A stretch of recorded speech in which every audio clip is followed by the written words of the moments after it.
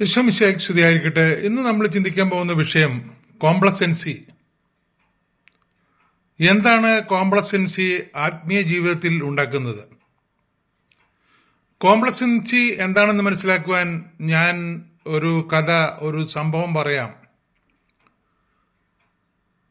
323 BC-യിൽ ഇന്ത്യയുടെ വടക്കേ അതിർത്തിയായ സിന്ധുവിൽ വെച്ച് മരിച്ചുപോയ മഹാനായ അലക്സാണ്ടറിന്റെ കഥയാണ്. ലോകം മുഴുവൻ വെട്ടിപ്പിടിക്കുവാനുള്ള അദ്ദേഹത്തിന്റെ ജൈത്രയാത്രയിൽ അങ്ങകലെ പാകിസ്ഥാനിന്റെ അരികിൽ ജലം നദിയുടെ മറുകരയിൽ അദ്ദേഹവും അദ്ദേഹത്തിന്റെ കാലാൾപ്പടയും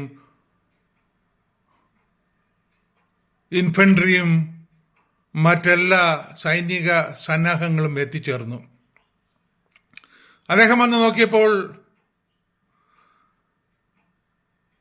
ഇങ്ങേക്കരയിൽ 7 അടി 2 ഇഞ്ച് പൊക്കമുള്ള പോറസ് അഥവാ പുരുഷോത്തമൻ എന്നറിയപ്പെടുന്ന മഹാനായ ചക്രവർത്തി, അതിനേക്കാളെല്ലാം ഭയാനകമായ ആഴവും ഒഴുക്കും വീതിയുമുള്ള ജലം നദി പതഞ്ഞൊഴുകുന്നു. ജലം നദി ക്രോസ് ചെയ്യാതെ പോറസിന് പുരുഷോത്തമനെ കീഴടക്കുവാൻ സാധ്യമല്ല. അദ്ദേഹം ഓരോ ദിവസവും ജലം നദി ക്രോസ് ചെയ്യുന്ന രീതിയിൽ ഒരു എക്സർസൈസ്, ഒരു മോക്ക് ഡ്രിൽ സംഘടിപ്പിച്ചു.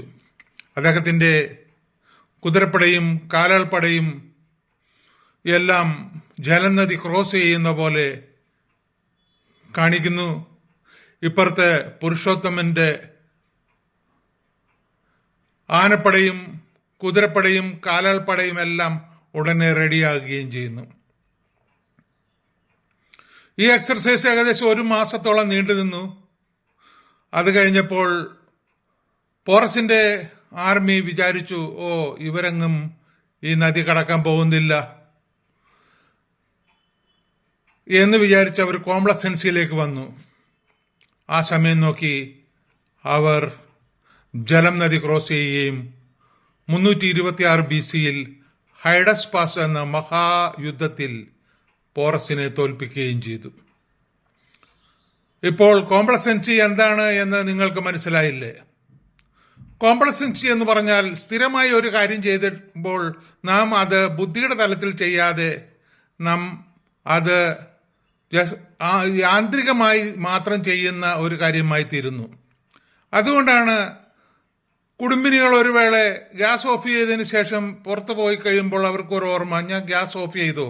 അവർ തിരിച്ചു വന്ന് അത് ഓഫ് ചെയ്തോ ഇല്ലെന്ന് നോക്കാൻ വരുന്നു. ജോലിക്ക് പോകുന്ന കുടുംബനാഥൻ കുറച്ചു കാലം ചെന്ന് കഴിയുമ്പോൾ ഓർക്കുകയാണ്, ഞാൻ എൻ്റെ വീട് പൂട്ടിയോ?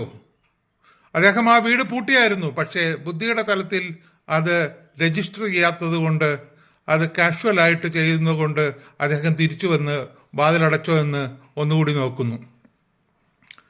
പ്രിയപ്പെട്ടവരെ, വാതിലടച്ചതിന്റെ കഥയും അലക്സാണ്ടർ ചക്രവർത്തിയുടെ കഥയും പറയുവാനല്ല ഞാനിത് പറഞ്ഞത്.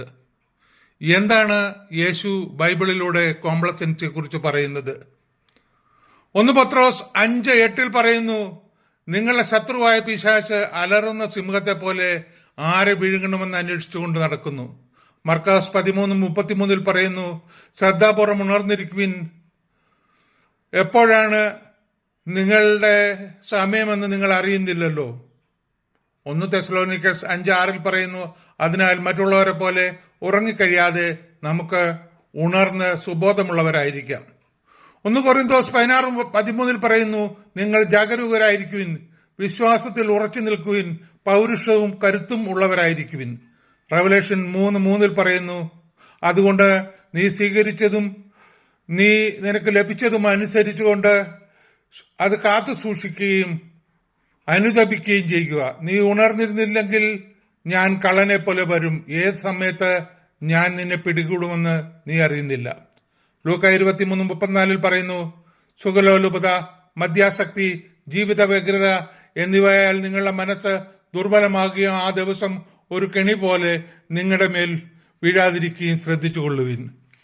അപ്പോൾ എന്താണ് നാം ശ്രദ്ധിക്കേണ്ടതെന്നാണ് കർത്താവ് പറയുന്നത്. മത്തായി 24:44 പറയുന്നു, അതിനാൽ നിങ്ങളും ജാഗരൂകരായിരിക്കണം. നിങ്ങൾ പ്രതീക്ഷിക്കാത്ത മണിക്കൂറിലായിരിക്കും മനുഷ്യപുത്രൻ വരുന്നത്. മത്തായി 26:41 പറയുന്നു, പ്രലോഭനത്തിൽ അകപ്പെടാതിരിക്കുവാൻ നിങ്ങൾ ഉണർന്നിരുന്ന് പ്രാർത്ഥിക്കുവിൻ. ആത്മാവ് സന്നദ്ധമാണെങ്കിലും ശരീരം ബലഹീനമാണ്.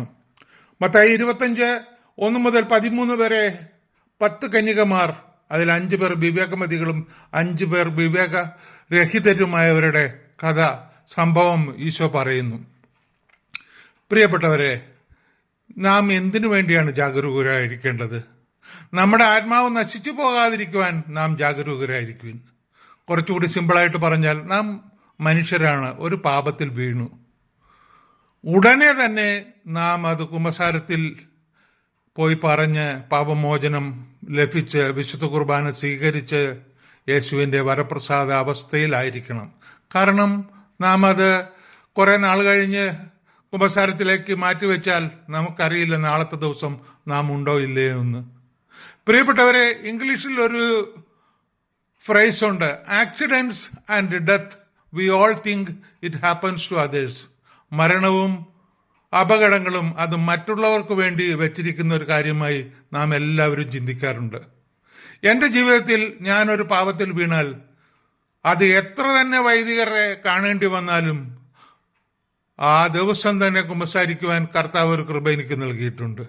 അതിൻ്റെ മഹത്വം പറയുവാനല്ല ഞാനിത് പറഞ്ഞത്. ജാഗരൂകരായിരിക്കുവിൻ. കർത്താവ് എപ്പോഴും പറയുന്നത്, ആത്മാവിനെ നശിപ്പിച്ച് കൊണ്ടുപോകാനിരിക്കുന്ന സാത്താനിൽ നിന്ന് ജാഗരൂകരായിരിക്കുവിൻ. പ്രിയപ്പെട്ടവരെ, വചനത്താലും വിശുദ്ധ കുർബാനയാലും കുമ്പസാരത്താലും നമ്മുടെ ജീവിതത്തെ പാപത്തിൽ നിന്ന് അകറ്റി സൽപ്രവൃത്തികൾ കൊണ്ട് നിറച്ച് യേശുവിന് ഇഷ്ടമുള്ള മക്കളായി ജീവിക്കുവാനുള്ള കൃപ നിങ്ങൾക്ക് ഓരോരുത്തർക്കും, പ്രത്യേകിച്ച് വിശുദ്ധ കുമ്പസാരം എന്ന കൂദാശയിലൂടെ ലഭിക്കുന്നതിന് വേണ്ടി പ്രത്യേകമായി ഞാൻ പ്രാർത്ഥിക്കുന്നു. ഈശോ മിശിഹായ്ക്ക് സ്തുതിയായിരിക്കട്ടെ.